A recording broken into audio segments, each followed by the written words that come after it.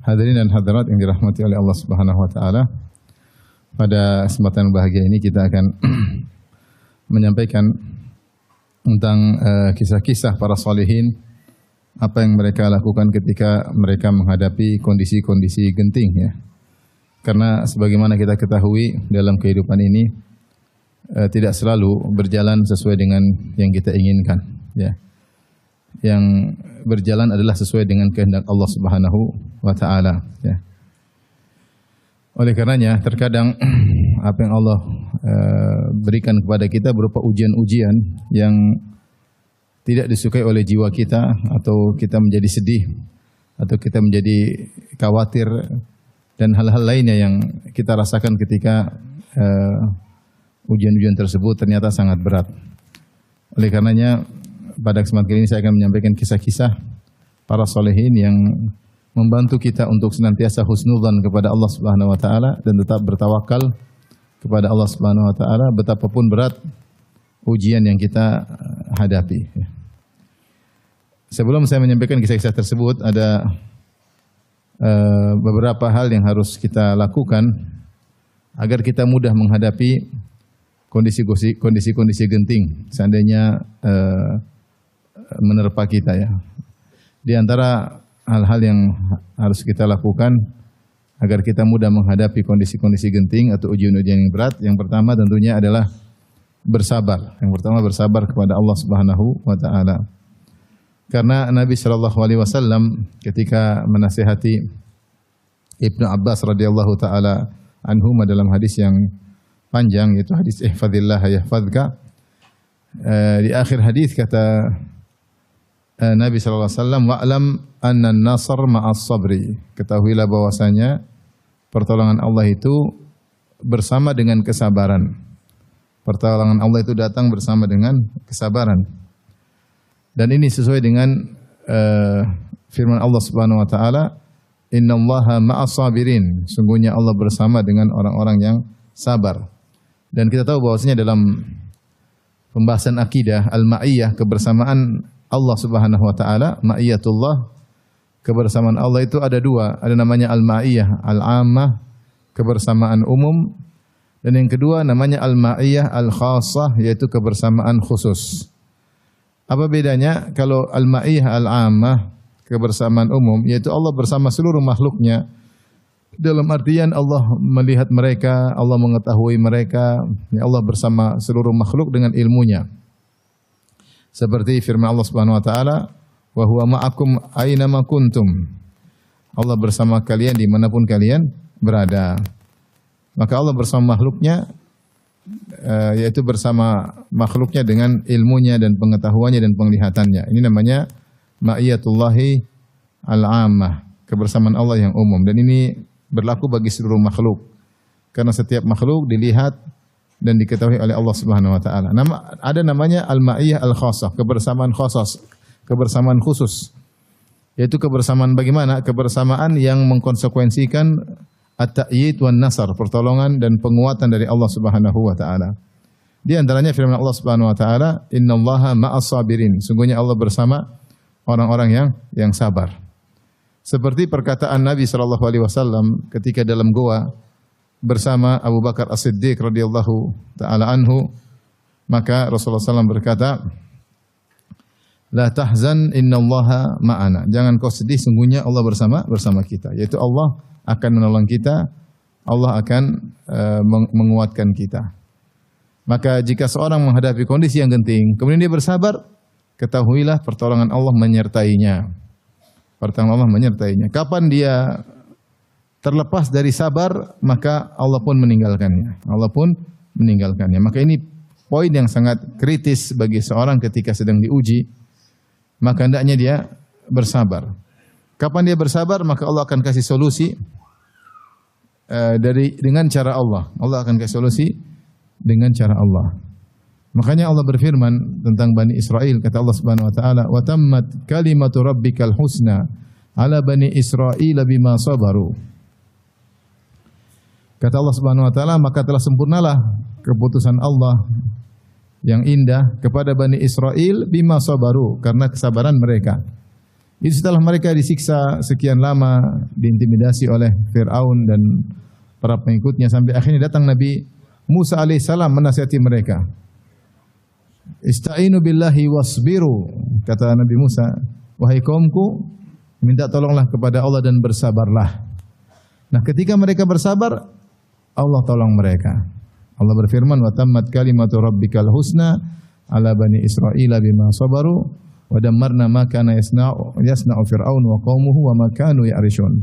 Dan kami hancurkan Fir'aun dan apa yang telah dilakukan oleh Fir'aun dan kaumnya. Tapi kapan mereka ditolong oleh Allah? Ketika mereka bersabar. Setelah dinasihati oleh Nabi Musa alaihissalam. Maka ini poin yang sangat penting ketika kita terkena ujian. Allah telah mengatakan dalam Al-Quran, wallahu yuhibbus sabirin. Sungguhnya Allah mencintai orang-orang yang sabar. Kalau kita ingin senantiasa dicintai oleh Allah, senantiasa ditolong oleh Allah, kita merasa pede karena kita sabar, karena Allah bersama kita, maka kita harus sabar.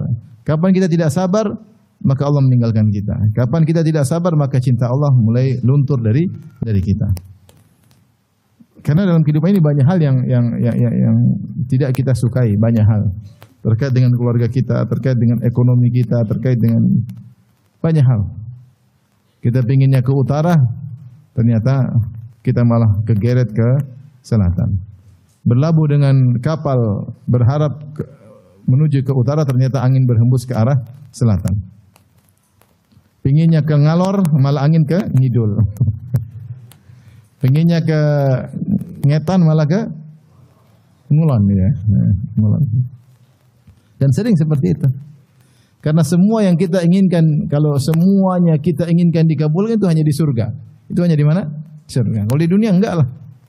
Di dunia banyak kita pingin ini, hasilnya begini. Pinginnya gitu, hasilnya. Rencananya begini, ternyata hasilnya berbeda. Karenanya di antara kunci yang paling penting dalam menghadapi problematika kehidupan, yang genting terutama adalah kesabaran. Ini perkara yang sangat penting. Yang kedua, karena kalau kita sabar Allah akan tolong kita. Yang kedua adalah berbaik sangka kepada Allah Subhanahu wa taala. Berbaik sangka kepada Allah Subhanahu wa taala ketika sedang diuji oleh Allah dengan perkara-perkara yang genting. Allah Subhanahu wa taala berfirman, "Innallaha ma'al ladzina taqaw wal ladzina hum muhsinun." Kata Allah Subhanahu wa taala, sungguhnya Allah bersama orang yang bertakwa dan orang-orang yang muhsinun, yang berbuat ihsan. Ya, Allah bersama mereka, bertakwa dan berbuat ihsan. Dan di antara makna ihsan adalah ihsanud dzan billah, berbaik sangka kepada Allah Subhanahu wa taala. Di antara anugerah yang Allah berikan kepada seorang hamba, jika dia berbaik sangka kepada Allah Subhanahu wa taala. Dalam hadis qudsi Allah berfirman, "Ana inda dhanni 'abdi bi." Sungguhnya aku sesuai dengan persangkaan hambaku kepadaku. "Falyadhunna 'abdi bi ma syaa." Maka hendaknya hambaku berprasangka tentangku dengan prasangka yang dia kehendaki, terserah, kata Allah. "In dhanna khairan falahu." Kalau dia berprasangka baik, maka bagi dia kebaikan. "Wa in dhanna syarran falahu." Kalau dia berprasangka buruk kepadaku, maka bagi dia keburukan tersebut. Oleh karenanya dalam kondisi-kondisi genting kita butuh untuk berbaik sangka kepada Allah. Dan di antara puncak kegentingan dihadapi oleh seorang adalah ketika dia menghadapi sakaratul maut. Itulah puncak kegentingan dalam kehidupan ini. Tidak ada yang lebih berat daripada gentingnya menghadapi sakaratul maut. Dan ketika menghadapi sakaratul maut, yang paling utama adalah kita berbaik sangka kepada Allah Subhanahu wa taala. Makanya Nabi sallallahu alaihi wasallam bersabda, la yamutanna ahadukum illa wa huwa yuhsinu dhanna billah. Jangan sekali-sekali salah seorang dari kalian meninggal dunia kecuali dia berbaik sangka kepada Allah Subhanahu wa taala. Seorang ketika nyawanya mau dicabut, hendaknya dia berbaik sangka kepada Allah. Hadirkan dalam dirinya Allah Maha Pengampun, Allah Maha Penyayang. Allah lebih sayang kepada hambanya daripada ibu kepada sang hamba. Tidak ada yang besar di sisi Allah jika seorang bertobat kepada Allah, terus berbaik sangka kepada Allah. Namun memang tidak mudah berbaik sangka kepada Allah Subhanahu wa taala. Disinggung oleh Ibnu Qayyim rahimahullah dalam kitabnya Ad-Da' wad Dawa. atau Al-Jawabul Kafi, bahwasanya orang yang sering bermaksiat susah dia memanage hatinya untuk berbaik sangka kepada Allah Subhanahu wa taala. Karena dia selama ini membangkang perintah Allah Subhanahu wa taala, susah. Berbaik sangka tidak semudah yang dibayangkan, tidak mudah orang berbaik sangka kepada Allah. Tidak mudah. Jangankan dalam kondisi genting, dalam kondisi biasa saja terkadang seorang berburuk sangka kepada Allah. Semakin dia banyak bermaksiat, semakin dia sulit berbaik sangka kepada Allah. Semakin dia banyak bergantung kepada selain Allah, semakin sulit dia berbaik sangka kepada Allah Subhanahu wa taala. Maka untuk bisa mudah berbaik sangka, seorang menjaga dirinya, yaitu berusaha menjadi orang yang saleh. Bukan berarti tidak pernah berdosa. Siapa sih yang tidak pernah berdosa? Tapi kalau dia berdosa, segera dia kembali kepada Allah Subhanahu wa taala. Kapan kita mudah berbaik sangka? Ketika kita sudah prosedural. Dia sudah prosedural kok. Saya sudah lakukan, saya sudah istikharah, saya sudah musyawarah, saya sudah berdoa, saya sudah jalankan, saya sudah ikhtiar. Ternyata mengalami kegentingan, kita tenang. Kita husnudzan. Apa yang Allah berikan, apa yang putuskan itu yang terbaik. Kenapa? Karena kita sudah ikut prosedur. Jadi masalah kalau kita tidak prosedural. Maksiat, membangkang, ini. Begitu menghadapi permasalahan, ingin berbaik sangka, ternyata tidak mudah. Apalagi kalau akan meninggal dunia. Oleh karena Ibnu Qayyim menyebutkan bahwasanya hati ini berkhianat. Sering hati ini berkhianat. Diajak untuk berbaik sangka tidak mau. Terlebih lagi ketika sakaratul maut, hati ini berkhianat. Kenapa? Karena terlalu kotor hati tersebut, penuh dengan kemaksiatan. Maka seorang agar bisa berbaik sangka kepada Allah ketika mendapat ujian, hendaknya dia bertakwa kepada Allah Subhanahu wa taala. Berusaha menjauhi kemaksiatan. Dan kita sekarang hidup di zaman sumber maksiat berada di tangan kita, itu HP. Semua yang Allah larang ada dalam HP. Semua yang Allah larang ada dalam HP.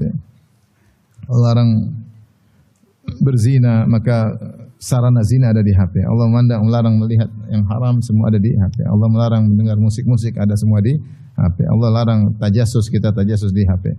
Allah larang untuk ghibah dan namimah, situ biangnya namimah dan ghibah di HP dan seterusnya. Ya. Oleh karena seorang berusaha bertakwa kepada Allah dalam berinteraksi dengan gadgetnya, dengan HP-nya. Apa manfaatnya? Agar dia mudah berhusnudzon kepada Allah Subhanahu wa taala. Tapi yang ketiga yang hendaknya kita lakukan ketika kita menghadapi permasalahan adalah dengan banyak beristighfar.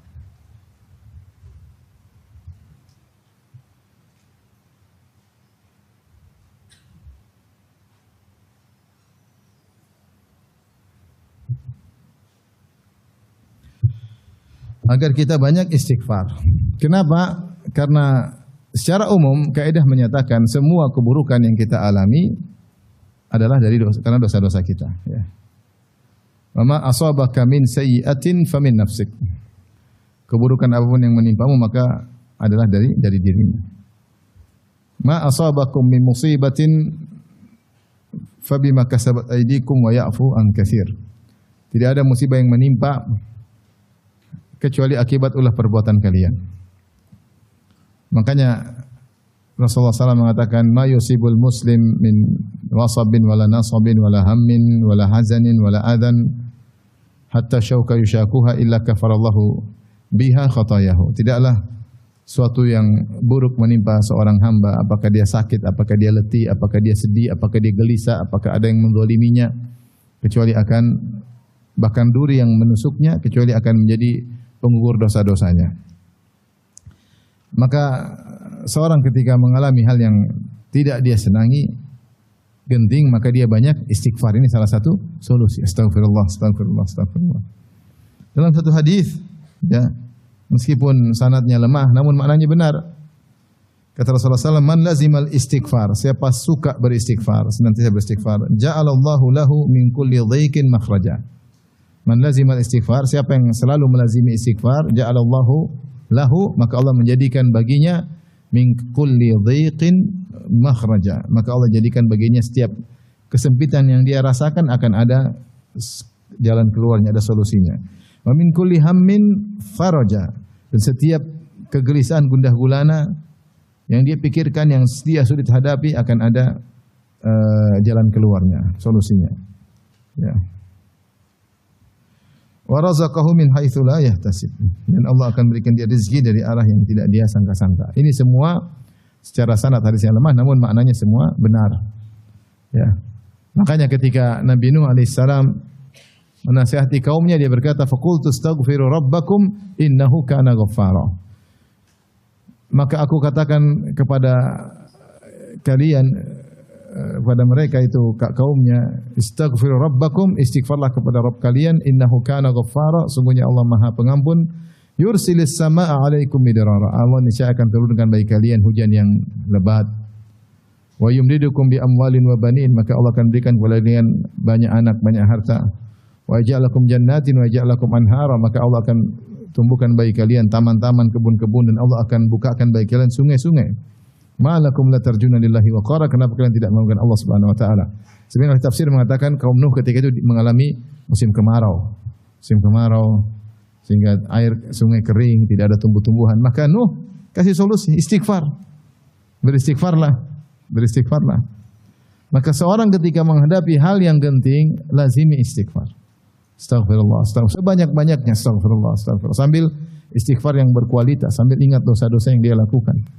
Astaghfirullah, mungkin saya kurang ibadah, astaghfirullah, saya kurang bersyukur kepada Allah Subhanahu wa taala. Astaghfirullah, Allah sudah bangunkan saya malam hari, saya tidur lagi sampai subuh. Astaghfirullah banyak. Astaghfirullah, saya sombong, astaghfirullah, saya kerjanya ngomel-ngomelin istri, astaghfirullah. Saya ngomel-ngomelin suami, apalagi parah, astaghfirullah. Banyak. Astaghfirullah, saya masih pelit sama orang tua. Astaghfirullah, saya merendahkan orang lain. Saya merasa sok pintar, astaghfirullah. Banyak mau kita istighfar, banyak sekali. Astaghfirullah, sambil kita menjadikan istighfar kita berkualitas. Maka kalau kita banyak istighfar, niscaya Allah kasih jalan apa? Keluar. Allah jadikan kita jalan keluar. Ya. Terutama beristighfar di waktu sahur. Wabil asharihum yastaghfirun. Istighfar di waktu sahur ini istighfar yang paling berkualitas. Setelah seorang salat malam, kemudian dia duduk, kemudian dia beristighfar, astaghfirullah, astaghfirullah, astaghfirullah, astaghfirullah. Maka insyaallah Allah kasih dia solusi. Kasih dia solusi. Taib, makanya ada cerita, ada seorang wanita, suaminya marah-marah sama dia, kemudian suaminya pergi. Ketika suaminya kabur dari rumah, maka dia nunggu suaminya datang sambil istighfar, astaghfirullah, astaghfirullah, astaghfirullah. Terus istighfar sampai suaminya datang sendiri. Jangan suami sudah datang, ngapain pulang? Ya repot lagi. Tiba-tiba Allah menggerakkan hati suaminya iba kepada istrinya, ingin balik, sayangnya tumbuh lagi. Yang ngatur hati siapa? Allah Subhanahu wa taala. Makanya kalau ibu-ibu kalau suami ngomel apa? Astaghfirullah, astaghfirullah, astaghfirullah. Yang keempat, ya, kalau seorang agar mudah menghadapi kondisi-kondisi yang genting, maka hendaknya ketika di waktu lapang dia lagi nyaman-nyaman, dia beribadah kepada Allah, cari muka di hadapan Allah Subhanahu wa taala dengan kenyamanan yang Allah berikan kepadanya. Ini di antara wasiat Nabi kepada Ibnu Abbas dalam hadis yang panjang, yaitu hadis yang tadi saya sebutkan, ihfazillah yahfazka, ihfazillah tajidhu tujahaka, idza sa'alta fas'alillah wa idza ista'anta fasta'in billah wa alam annal ummata, dan seterusnya hadis yang panjang. Di akhir hadis kata Nabi sallallahu alaihi wasallam, ta'arraf ila Allah fir raha ya'rifka fi shiddah. Ta'arraf ila Allah fir raha ya'rifka fi shiddah. Ta'arraf yaitu perkenalkanlah dirimu atau berusaha mengenal Allah. Cari muka di hadapan Allah ketika kau dalam kondisi raha, dalam kondisi nyaman. Lagi duit lagi banyak, untung lagi banyak, lagi sehat ya. Lagi riang gembira, jangan lupa salat duha, jangan lupa salat malam, jangan lupa baca Quran. Ya'rifka fi shiddah, maka Allah akan mengenali engkau ketika dalam kondisi berat. Allah tidak tinggalkan engkau. Kenapa? Ketika kau dalam kondisi lapang, kau ingat Allah Subhanahu wa taala. Bukan ketika dalam kondisi lapang malah lupa kepada Allah. Ya. Kita dalam kondisi sulit, memang kita berusaha dekat dengan Allah, itu salah satu solusi. Tapi terkadang solusi sulit datang. Kenapa? Karena ketika kita dalam kondisi raha, dalam kondisi lapang, kita lupa kepada Allah Subhanahu wa taala. Maka siapa di antara kita yang Allah berikan kenyamanan? Kenyamanan itu berapa? Tubuh yang sehat. Ekonomi yang berkecukupan, alhamdulillah. Alhamdulillah ada rumah, ya. Nyaman, banyak orang yang susah. Terus kita cari muka di depan Allah, kita bangun malam, kita berdoa, kita baca Quran. Maka niscaya ketika dalam kondisi sulit, Allah akan ingat kita. Allah akan ingat kita, ya. Para ulama menyebutkan tentang hal ini ketika mereka mensyarah hadis ini seperti dalam kitab Jami' Ulumul Hikam, yaitu tentang kisah Nabi Yunus alaihissalam. Nabi Yunus alaihissalam ketika ditelan oleh ikan paus, maka dia berdoa kepada Allah, la ilaha illa anta subhanaka inni kuntu minadh dhalimin. Maka Allah pun mengenalinya. Suaranya pun naik ke langit dan dikenal oleh malaikat. Ini suaranya Yunus bin Matta alaihissalam, yang dikenal selalu beribadah kepada Allah dalam kondisi raha. Ada apa gerangan? Ternyata dia dalam kondisi susah, lagi dalam perut ikan paus, di dalam kegelapan. Fanada fi dhulumat, dalam kegelapan yang bertubi-tubi, dia berdoa kepada Allah Subhanahu wa taala. Ada yang mengatakan kegelapan perut ikan paus, kemudian gelapnya lautan, gelapnya malam, gelapnya awan yang lagi mendung. Jadi kegelapan bertubi-tubi meliputi Nabi Yunus alaihissalam. Kalau ada HP pasti sinyalnya hilang. Mau telepon siapa? Mau telepon siapa? Bicara pun nggak ada yang dengar. Suara berputar-putar dalam perut ikan apa? Paus. Tapi ketika suara itu selalu menyeru Allah ketika dalam kondisi raha, selalu berdoa kepada Allah, bertasbih, berzikir kepada Allah ketika dalam kondisi lapang. Ketika dalam kondisi sulit, suara itu dikenal oleh Allah Subhanahu wa taala, dikenal oleh para malaikat. Ini suara yang biasa, ya, menyeru kepada Allah dalam kondisi lapang. Maka Allah pun, ya, fastajabna lahu. Allah pun mengabulkan doanya dan Allah menyelamatkan dia dari kesusahannya. Tapi ini mungkin 4 perkara yang hendaknya seorang perhatikan agar dia mudah menghadapi perkara-perkara yang genting. Apa saja? Yang pertama tadi apa? Sabar. Yang kedua, kenapa? Apa? Berbaik sangka. Yang ketiga, istighfar. Yang keempat, berusaha mengenal Allah ketika dalam kondisi apa? Lapang. Baik, adapun kisah-kisah penggugah yang tersebut terutama dalam Al-Qur'an dan juga dalam hadis-hadis, ya. Banyak contohnya seperti kisah Nabi Yakub alaihissalam. Nabi Yakub alaihissalam. Nabi Yakub alaihissalam semua kita tahu diuji dengan hal-hal yang dia cintai, ya. Dan demikianlah orang yang saleh terkadang diuji dengan perkara yang dia cintai, agar dia buktikan bahwasanya cinta kepada Allah lebih dia dahulukan. Meskipun ujian tersebut sangat-sangat berat. Dan Nabi Yakub adalah orang yang paling dicintai oleh Allah di zaman tersebut. Tidak ada orang yang paling dicintai Allah ketika itu kecuali Nabi Yakub alaihissalam. Namun karena dia dicintai oleh Allah, maka dia diuji. Diuji pada perkara yang sangat dia cintai, itu dipisahkan dari putranya Yusuf alaihissalam. Sangat sayang kepada anaknya, mungkin anaknya sangat soleh, taat dibandingkan dengan kakak-kakaknya. Justru kemudian Yusuf diuji, kemudian dibuang oleh kakak-kakaknya. Maka kemudian kesedihan meliputi hatinya. Dia tahu bahwasanya Yusuf tidak meninggal, dia tahu. Dari mana dia tahu? Karena Yusuf sebelum hilang, sebelum dibuang oleh kakak-kakaknya, dia sudah sempat bercerita, "Inni ra'aitu ahada asyara kaukaban wa syamsa wal qamara ra'aituhum li sajidin." Ya ayahanda, aku melihat dalam mimpiku 11 bintang, rembulan, matahari sujud kepadaku. Jadi Nabi Yakub tahu bahwasanya Yusuf akan mengalami suatu kondisi yang menakjubkan sebelum dia meninggal dunia. Nah, baru cerita tiba-tiba dia hilang. Terus kakak-kakaknya bilang dia dimakan oleh apa? Serigala. Maka ini tidak bisa diterima oleh Nabi Yakub karena dia pernah dengar mimpi anaknya. Yang kedua, Nabi Yakub ketika dilaporin oleh kakak-kakak Yusuf dimakan oleh serigala, dikasih bajunya robek, bajunya Yusuf dikasih kepada berlumuran dengan darah. Ternyata baju tersebut tidak ada robek-robeknya. Ini serigala bagaimana ini yang baik sekali cara makannya. Tidak dirobek-robek, tidak dicakar-cakar. Ini menunjukkan bahwasanya kakak-kakaknya apa? Bohong. Makanya aku berkata, qala bal sawwalat lakum anfusukum amran. Tapi nafsu kalian yang melegalkan perbuatan ini. Fasabrun jamil. Tapi ketika dia tahu anaknya belum meninggal dan anaknya di mana, itu yang buat dia semakin sedih. Anaknya di mana, bagaimana kondisinya, dan dia tahu belum meninggal, dia tidak tahu ilmu gaib. Makanya dia menangis. Dipisahkan dari orang yang sangat dia cintai. Dia menangis dan menangis. Sampai akhirnya berikutnya adiknya Yusuf Binyamin juga apa?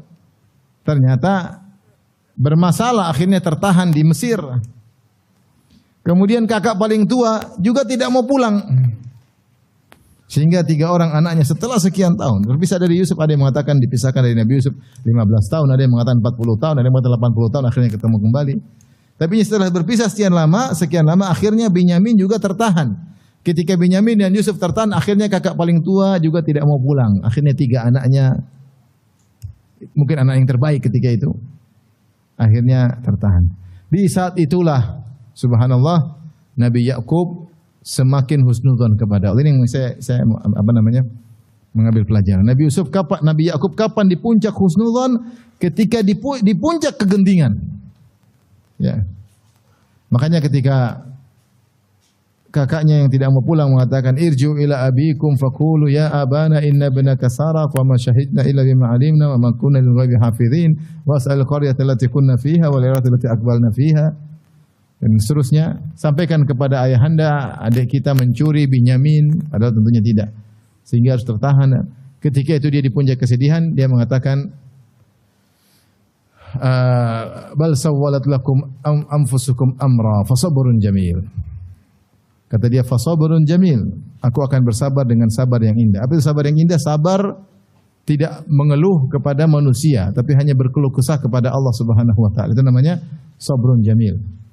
Kesabaran yang seorang ketika berkeluh kesah hanya kepada Allah dan tidak berkeluh kesah kepada manusia. Ketika itu Allah mengatakan, wa tawalla anhum wa qala ya asafa ala Yusuf wa biyaddat aynahu minal huzni fahuwa kadhim. Maka dia pun berpaling dari kakak-kakaknya Yusuf.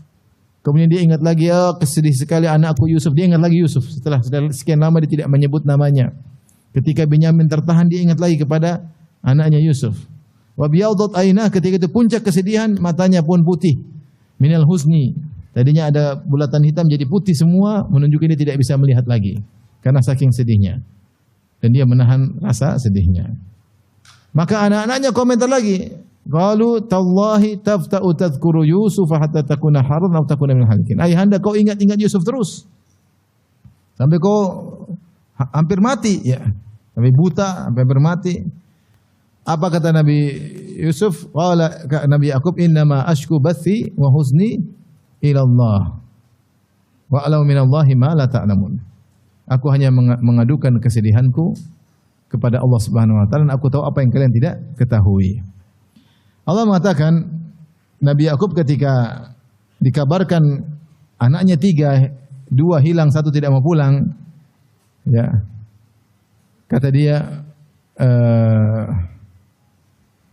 qala bal sawwalat lakum anfusukum amra fasabrun jamil asallahu ayyatiyani bihim jami'an innahu huwal alimul hakim. Ini poin yang luar biasa.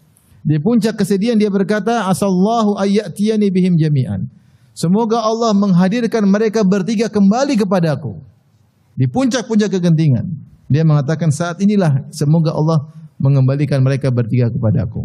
Kemudian dia tutup dengan perkataannya tersebut, innahu huwal alimul hakim. Husnudzan, sungguhnya Allah itu maha mengetahui dan dia maha bijak dengan segala keputusannya. Husnudzan. Kemudian dia berkata kepada anak-anaknya, ya bani yadhhabu fatahassasu min Yusuf wa akhihi wa la tayasu min rauhillah innahu la yayasu min rauhillah ilal qaumul kafirun. Wahai anak-anakku, pergilah kalian cari-cari kabar tentang Yusuf dan Binyamin. Kakak yang tua jelas tahu di mana posisinya, cuma tidak mau pulang. Tapi kalian carilah kabar tentang Yusuf dan Binyamin. Wala tayasu min rauhillah, dan janganlah kalian putus asa dari rahmat Allah. Innahu la yayasu min rauhillah ilal qaumul kafirun. Tidak ada yang putus asa dari rahmat Allah kecuali orang-orang kafir. Di saat situlah kemudian husnudzonnya tinggi dan berbaik sangka kepada Allah, dan akhirnya Allah mengabulkan apa yang dia harapkan. Akhirnya kembalilah dia bertemu dengan ketiga anaknya tersebut. Maka ini pelajaran bagi kita. Ya. Biasanya di puncak-puncak kesulitan situ ada solusi. Ya. Kata Nabi SAW, annal faraja ma'al karb, sungguhnya jalan keluar bersamaan dengan penderitaan, dengan kesulitan. Ya. Ana ma'al usri yusran, bersama dengan kesulitan ada kemudahan. Nasr ma'al sabar, ya, bahwasanya dengan ada kesabaran ada pertolongan. Ketika Yakub di puncak kesulitan, maka datang apa? Pertolongan, ya. Kaidah mengatakan idza dhaqal amru ittasa', ya, kalau perkara semakin sempit maka akan ada kelapangan. Ya, akan ada kelapangan. Oleh karenanya seorang ketika menghadapi ujian-ujian di puncak, jangan dia putus asa. Serahkan kepada Allah, tetap husnudzan kepada Allah Subhanahu wa taala. Tapi ini kisah yang pertama yang menjelaskan bagaimana Nabi Yakub alaihissalam. Kisah yang lain, misalnya kisah Nabi Musa alaihissalam. Kisah Nabi Musa yang Allah sebutkan dalam Al-Quran. Fir'aun ingin membunuh Nabi Musa dan kaumnya, maka dia keluarkan seluruh pasukannya untuk mengejar Nabi Musa. Nabi Musa sudah keluar bersama kaumnya. Nasri bi ibadi, ya, bawalah hamba-hambaku berjalan di malam hari keluar dari Mesir menuju Palestina. Maka Nabi Musa keluar bersama Bani Israel. Namun di sana mereka ada orang tua, ada anak kecil, sehingga mereka jalan lambat. Ketika pagi hari, Fir'aun sadar ternyata Bani Israel semua sudah pergi meninggalkan Mesir. Maka dia bilang, pasukan kejar mereka. Mereka itu hanyalah syirzimatun qalilun, mereka hanya sedikit. Kita habisi mereka. Maka khilaf di kalangan para ahli tafsir, berapa banyak yang dibawa oleh Fir'aun. Ada yang mengatakan seluruh orangnya dibawa, menteri-menterinya, prajuritnya, karena dia ingin melampiaskan seluruh kemarahannya kepada Musa dan Bani Israel. Ini saatnya habisi mereka. Maka dengan gagahnya, dengan sombongnya, dengan pamer kekuatan, mereka mengejar. Karena mereka bilang, Musa sedikit, kita banyak, ayo kejar. Akhirnya benar, ketika matahari menyingsing, ya, tiba-tiba mereka saling melihat.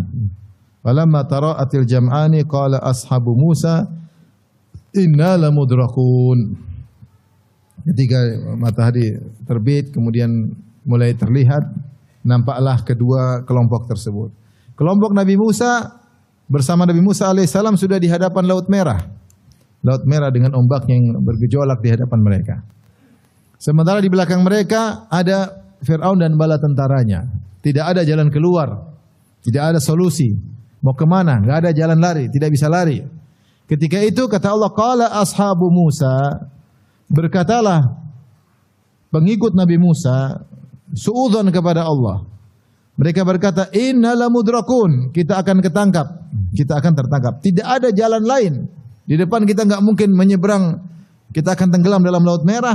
Dan mungkin kita kabur karena di belakang kita ada Fir'aun dan bala tentaranya. Kita kelompok kecil, mereka banyak, semakin mengepung. Mau kemana? Mereka dengan mudahnya mereka mengatakan inna lamudrakun, sungguh-sungguh kita akan ketangkap, akan kesusul.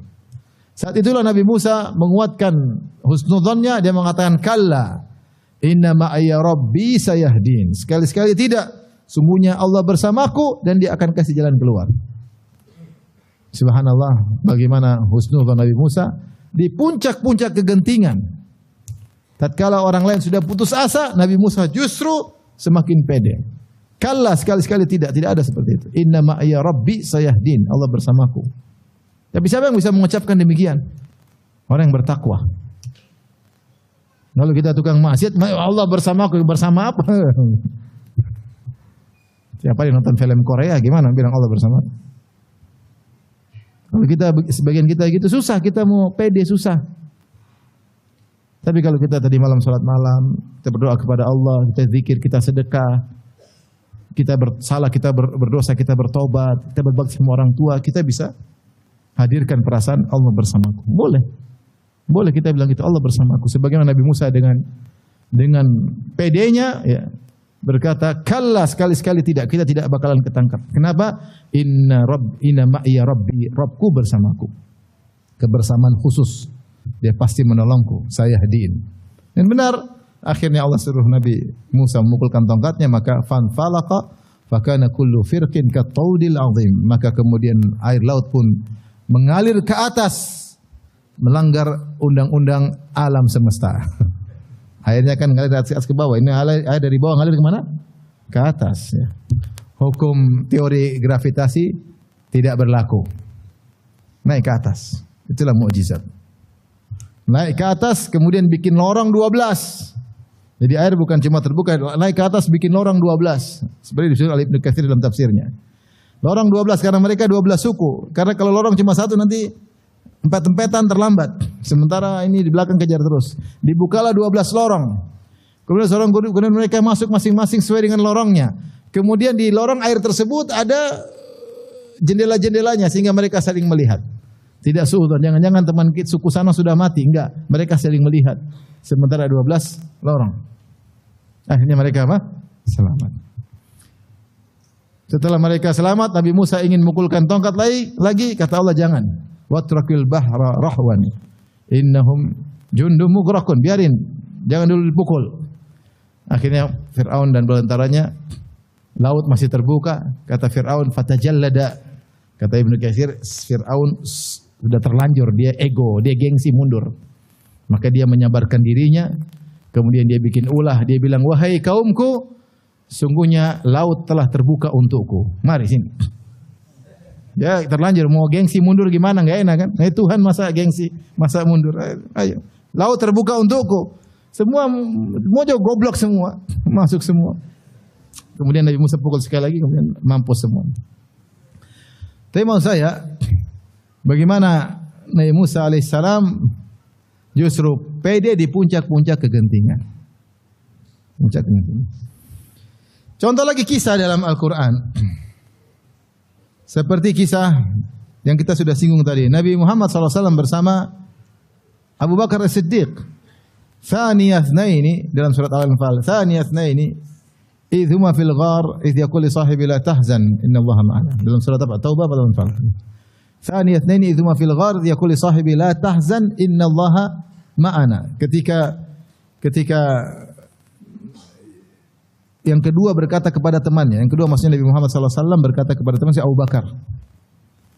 Idhuma fil ghar, ketika mereka berdua berada dalam goa. Itu goa di Jabal Thawr. Idh yaqul li sahibi, ketika dia berkata kepada temannya, Nabi berkata kepada kawannya, la tahzan, jangan kau sedih. Innallaha ma'ana, sungguhnya Allah bersama kami. Kapan Nabi mengucapkan ini? Ketika di puncak kegentingan. Sebagaimana kita ketahui ketika Rasulullah SAW berhijrah, maka kaum Quraisy membuat sayembara, siapa yang bisa mendatangkan Abu Bakar atau Muhammad hidup atau mati dapat 100 ekor onta. Maka tersebarlah sayembara tersebut, orang rebut-rebutan ingin bisa menangkap Muhammad dan Abu Bakar, satu atau kedua-duanya hidup atau mati karena dapat 100 ekor onta. Anak-anak muda datang untuk membunuh Muhammad dan Rasulullah SAW. Akhirnya Rasulullah SAW pasang strategi.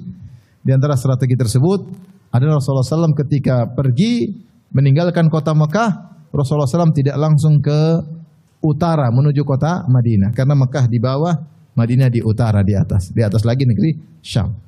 Maka harusnya Nabi ketika keluar di kota Mekah langsung menuju utara. Tapi di antara strategi Nabi justru ke selatan menjauhi kota Madinah. Ke selatan kira-kira 6 kilo naik ke atas namanya Jabal Thawr. Sembunyi situ 3 hari. Kenapa sembunyi 3 hari? Supaya mengelabui mereka. Kalau 3 hari mereka putar-putar enggak dapat, mereka bilang sudah lolos. Padahal belum berangkat. Itu maksudnya, paham? Maka Rasulullah SAW berencana 3 hari berdiam dalam goa, dalam Jabal Thawr. Tujuannya apa? Itu strategi. Karena begitu mereka kehilangan Nabi di kota Mekah, mereka pasti kirim seluruh pasukan kemana-mana, ke segala penjuru untuk cari Muhammad. Kalau sudah 3 hari mereka tidak dapat, berarti sudah lolos. Ternyata belum apa? Belum berangkat. Nah, itu strategi Nabi. Maka Nabi pergi ke selatan, naik ke Jabal Thawr dengan berbagai macam cara. Ya. Sampai ada yang menyebut dalam sejarah bahwasanya bahkan jejak kaki Nabi ditutupi dengan kaki-kaki kambing yang digembalakan oleh Amir bin Fuhairah radhiyallahu anhu, sehingga tidak ada, karena orang Arab pandai membaca jejak kaki. Mereka pandai sekali baca jejak kaki. Akhirnya sudah diusahakan semua supaya Nabi selamat, tidak terlacak jejaknya. Toh ternyata perbuatan manusia tidak ada yang sempurna. Semua strategi sudah dipasang, ada miss-nya. Ternyata benar orang-orang Quraisy mendapati jejak kaki tersebut. Subhanallah, padahal di gunung. Ya. Maka mereka naik menyusuri jejak kaki tersebut sampai di mulut goa Jabal Thawr.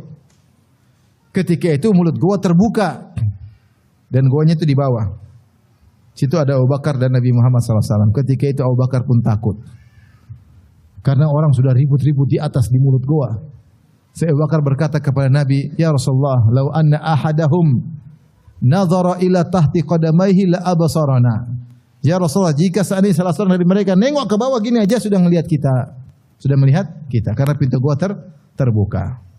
Ya. Saat-saat yang genting.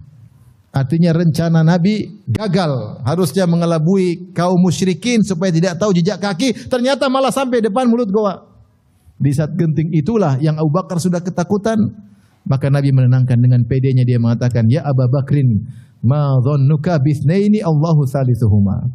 Wahai Abu Bakar, bagaimana menurutmu tentang 2 orang yang Allah ketiganya bersama mereka? Tentu akan selamat.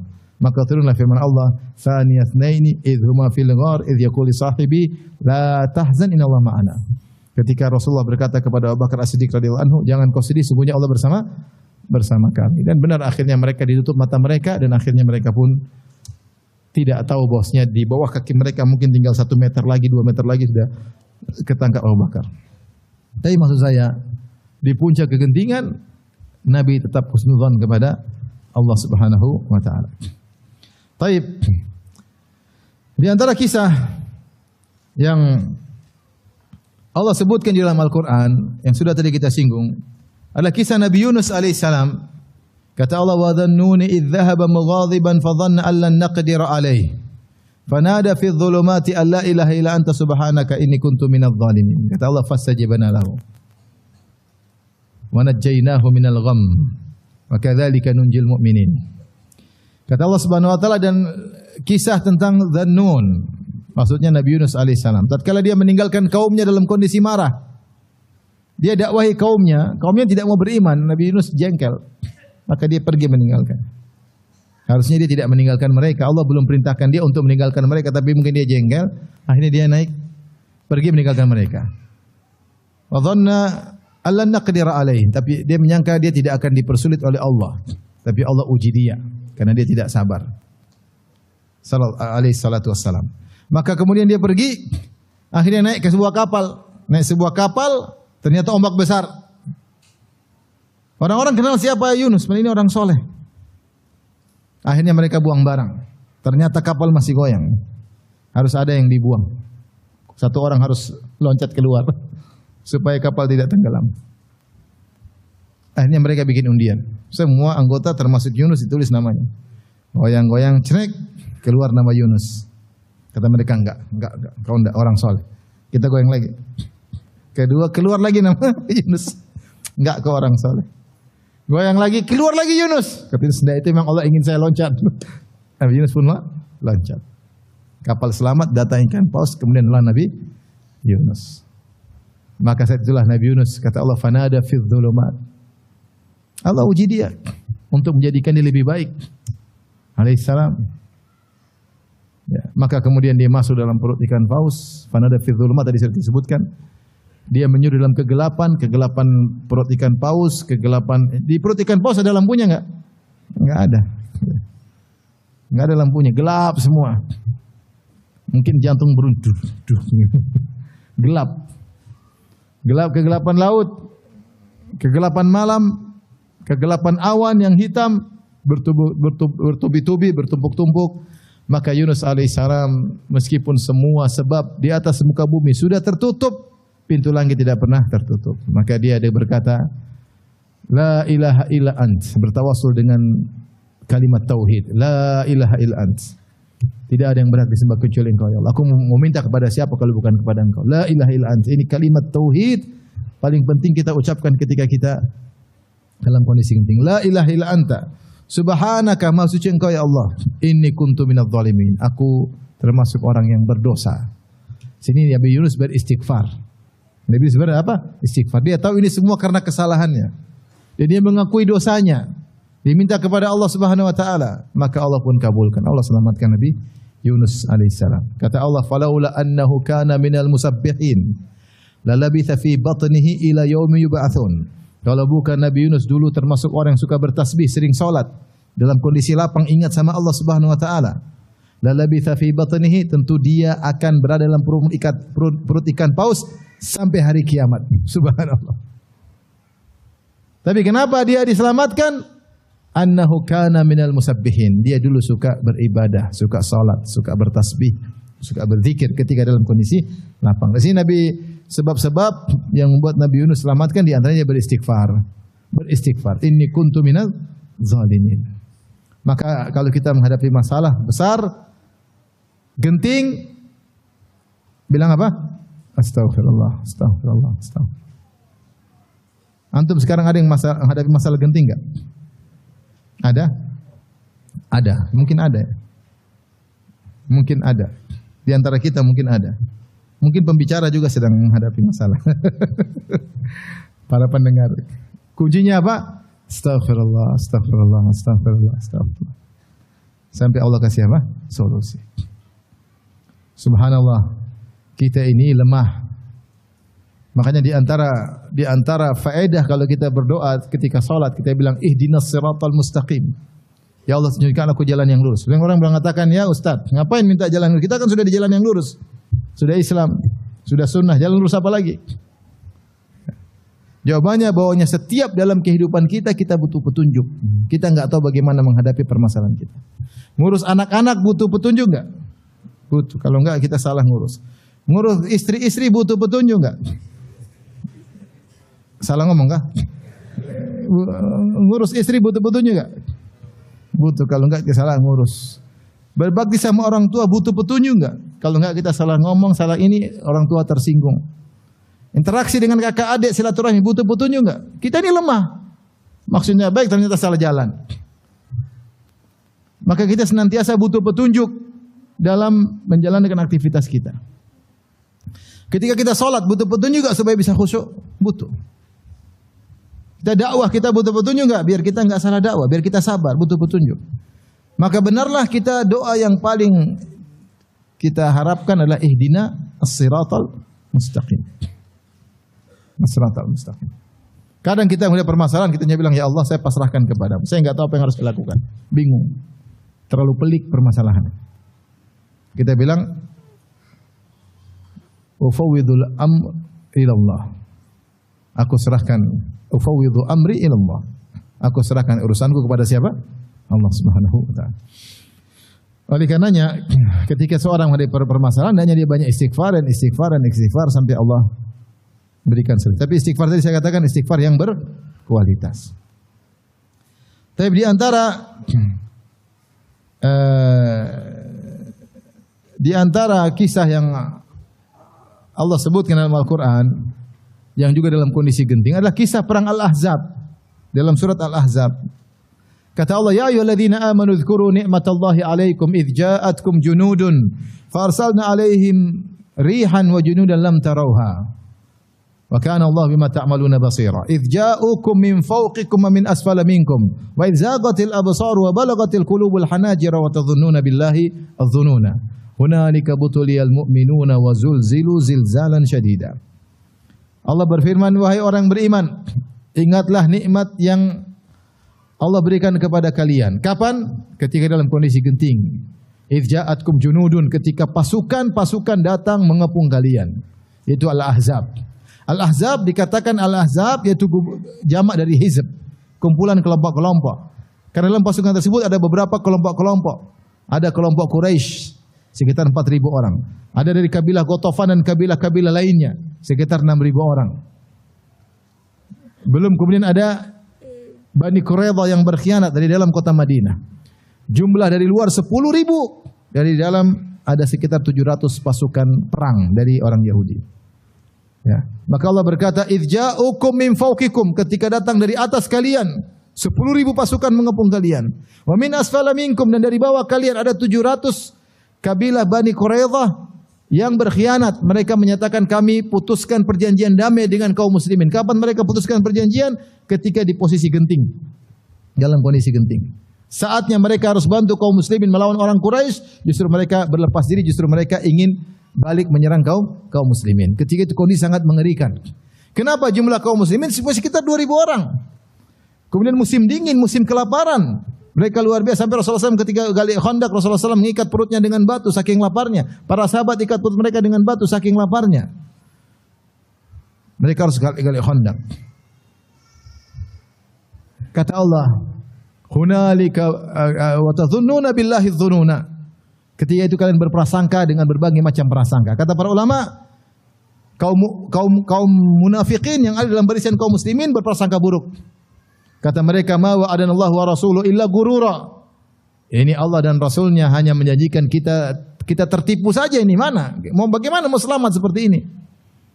Sampai ketika Rasulullah ketika sedang menggali Khandaq, ada batu yang susah. Para sahabat panggil Rasulullah, ada batu menghalangi, tidak bisa kita pecahkan. Rasulullah pukul 3 kali, pecah. Ketika pecah pertama, Rasulullah mengatakan Allah akan membuat kita menguasai Persia. Pecah lagi, Allah akan buat kita menguasai Romawi. Pecah lagi, Allah akan buat kita menguasai Yaman. Orang munafik ngejek, ini Muhammad ini bicara apa? Kita mau keluar aja buang air takut, bilang nguasai. Ma wa'adanallahu wa rasuluhu illa gurura. Muhammad, Allah dan Rasulnya hanya menjadikan kita hanya tipuan semata. Ini persangkaan kaum mukmin, apalagi sudah di depan kaum musyrikin yang begitu banyak. Sampai Allah berfirman, wa izagatil absaru wa balagatil qulubul hanajir. Ketika mata sudah tidak bisa memandang dengan stabil karena ketakutan yang luar biasa, yang dilihat tidak stabil.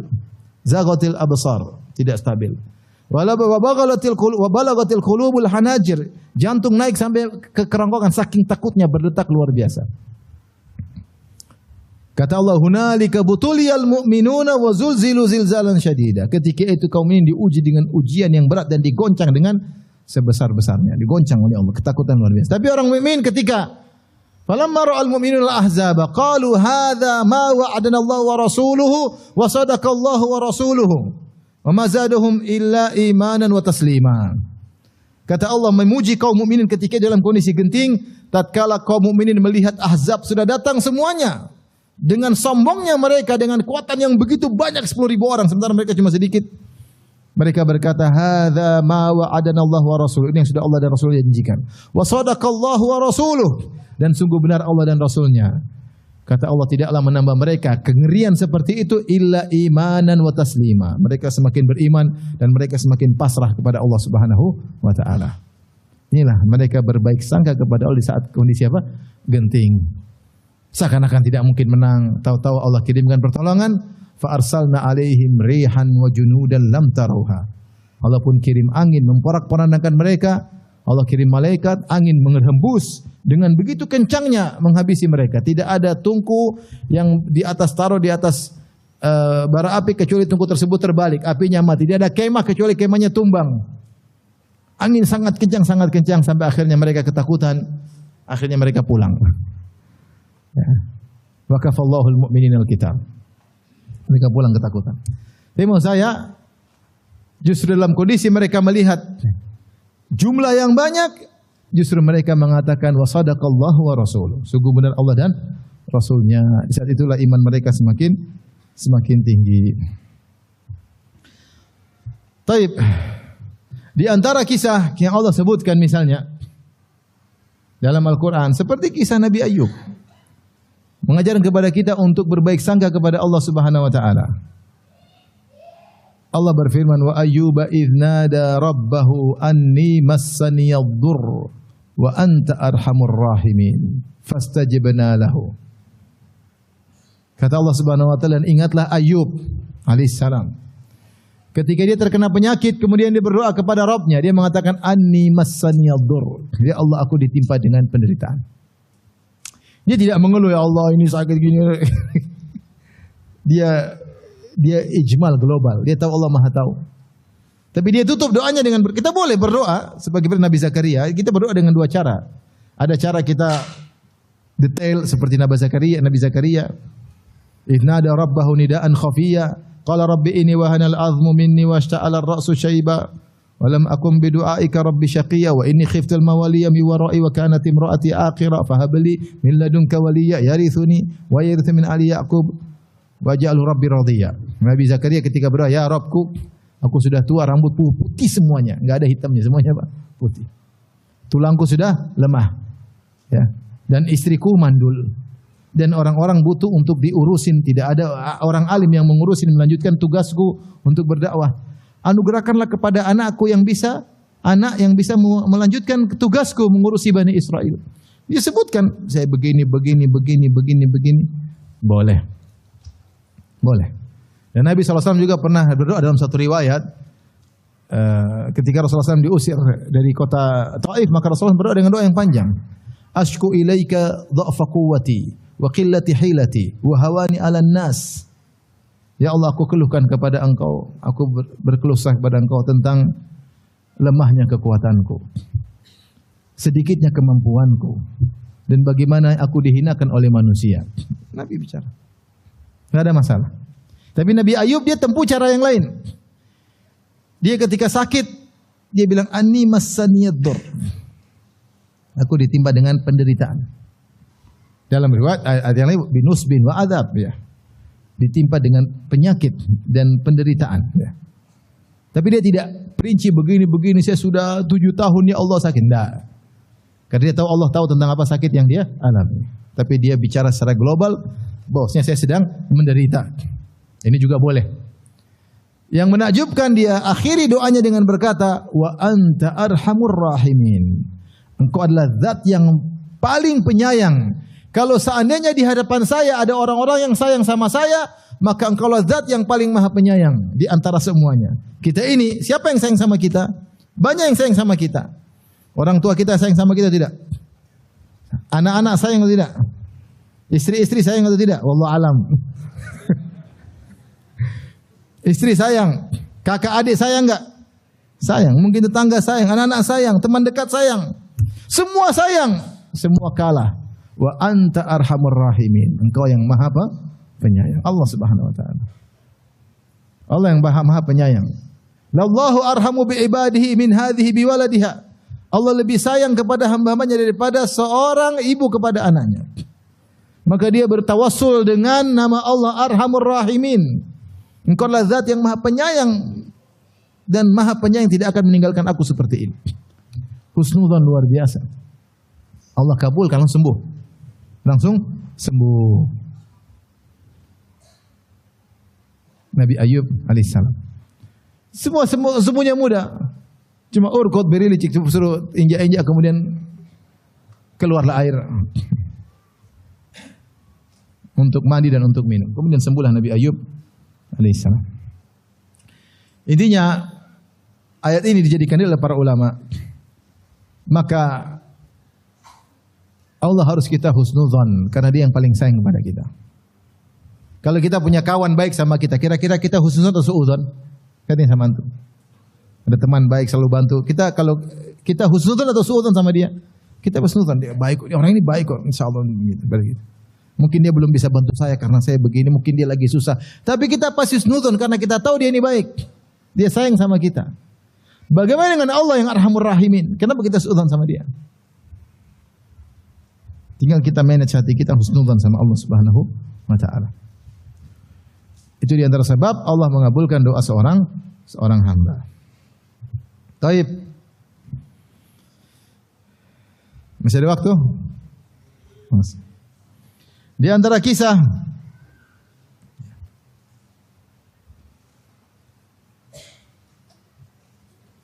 yang disebutkan dalam hadis adalah kisah Hajar dan Ismail. Hajar dan Ismail. Sebagaimana kita ketahui bahwasanya Nabi Ibrahim alaihissalam menikah dengan Sarah, kemudian tidak punya anak. Akhirnya Sarah mempersilahkan suaminya untuk menikahi Hajar yang tadinya adalah budaknya atau pembantunya.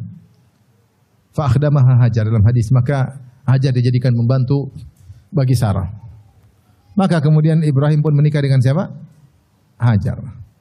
Maka lahirlah anaknya nama siapa? Ismail. Maka Sarah pun cemburu sampai ingin menyakiti Hajar. Padahal yang suruh kawin siapa? Sarah. Jadi di antara sunnah adalah istri pertama menyuruh suami nikah lagi. Sunnahnya Sarah. Kalau istrinya tidak, suaminya kalau dia tidak bisa punya anak ya. Tapi tidak ada yang ragu Sarah adalah wanita yang sangat-sangat solehah. Terlalu banyak dalil menunjukkan kesolehan Sarah. Tapi urusan madu maka dia cemburu. Maka dia melakukan suatu tindakan yang di luar daripada kebiasaannya. Kenapa? Kecemburuan telah menutup sebagian kebiasaannya. Sebagaimana Aisyah radhiyallahu taala anha terkadang salah bertindak karena saking cemburu. Makanya Ibnu Hajar ketika mengomentari mengatakan wanita diberi uzur jika melakukan satu hal yang di luar daripada kestabilannya. Kenapa? Karena sebagian akalnya ditutup dengan apa? Cemburu. Paham tidak Bapak-bapak? Ini saya bukan ibu, saya datang bicara Bapak-bapak ya. Makanya Aisyah ketika Nabi lagi di rumahnya, terus madunya istri yang lain ngirim makanan, dia tidak terima, dia pukul makanan tersebut, piring pecah. Rasulullah kasih udzur sama Aisyah. Kata Rasulullah SAW, gharat ummukum. Ibunda kalian cemburu, membuat dia salah bertindak. Saya sering bilang, makanya kalau istri pas buka HP antum ternyata ada WA dari akhwat, kemudian dia marah, dia banting HP antum, kasih uzur. Kalau HP-nya murah. Kalau HP-nya mahal suruh ganti. Kenapa banting HP itu? Piring aja banting murah, jangan HP. Tapi mau saya terkadang kita harus benar-benar sabar menghadapi istri yang cemburu. Dia melakukan kesalahan karena saking cinta kepada kita, iya tidak? Dia melakukan kesalahan bukan karena benci sama kita, tapi dia melakukan kesalahan karena saking cinta kepada kita. Bagaimana kita mau menghukum seorang wanita yang salah karena saking cinta kepada kita? Antum kayak ngerti aja. Ngerti nggak? Ngerti, Bapak-bapak? Ngerti? Siapa yang ngerti angkat tangan coba? Bagaimana antum mau marah kepada seorang wanita yang salah berbuat karena saking cinta sama antum? Dia saking cinta sama antum salah berbuat. Cinta itu buta, membutakan seseorang sehingga salah berbuat. Ini yang dialami oleh Sarah. Dia seorang wanita soleha, kalau berdoa langsung Allah kabulkan.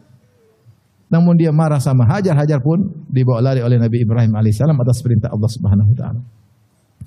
Dibawalah Hajar dari Palestina, dari negeri Syam ke Mekah. Jaraknya berapa kilo? Jauh, 1000 kilo lebih.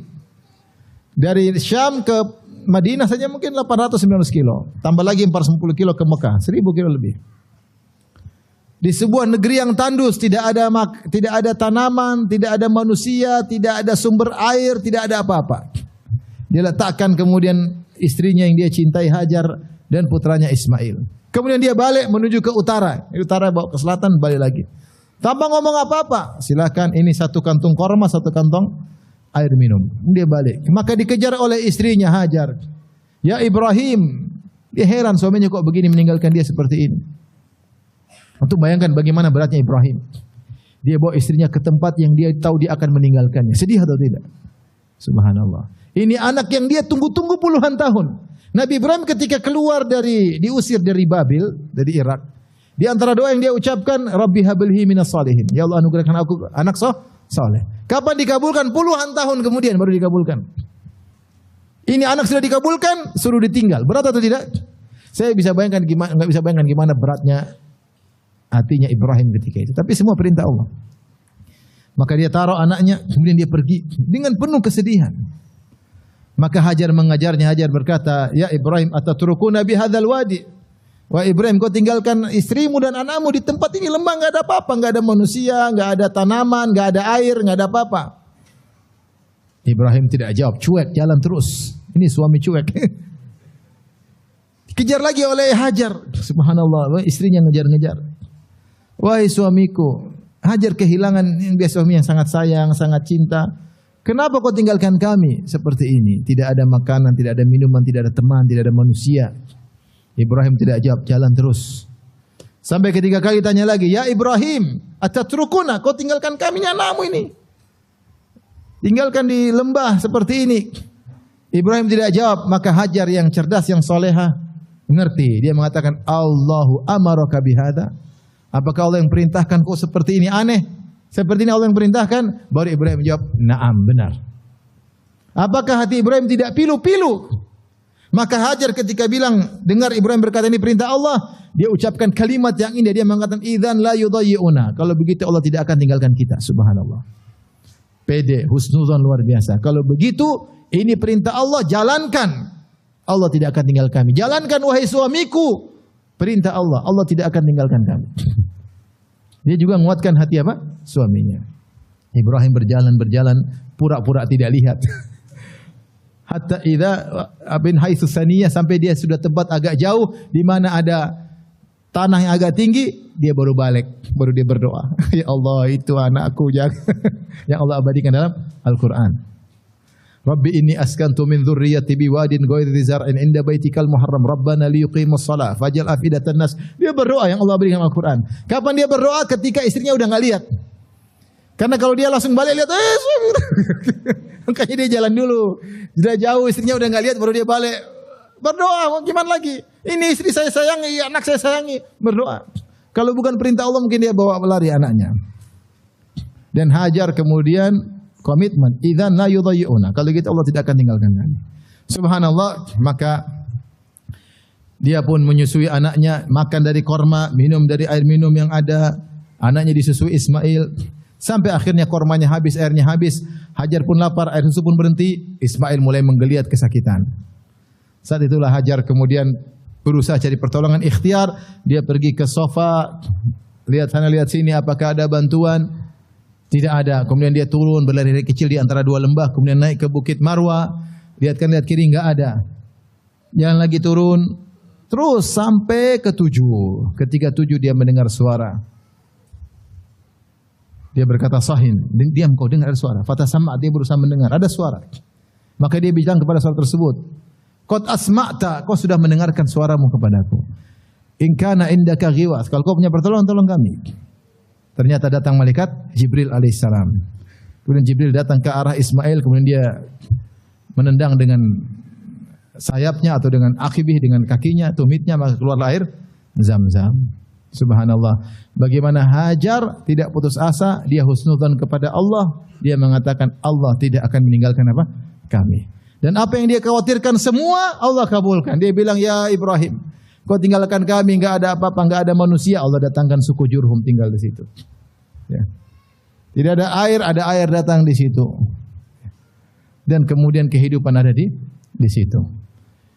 Ini semua karena takwa kepada Allah dan husnudzan kepada Allah. Namun saya katakan tadi, seorang sulit untuk husnudzan kecuali jika dia bertakwa kepada Allah Subhanahu wa taala. Dia tahu jika semua pintu di atas muka bumi tertutup, maka pintu langit tidak akan pernah tertutup. Dia langsung bisa connecting kepada Rabbul Alamin, sang pencipta alam semesta, yang mendengar apa yang dia ucapkan, yang mengetahui isi gerak hatinya.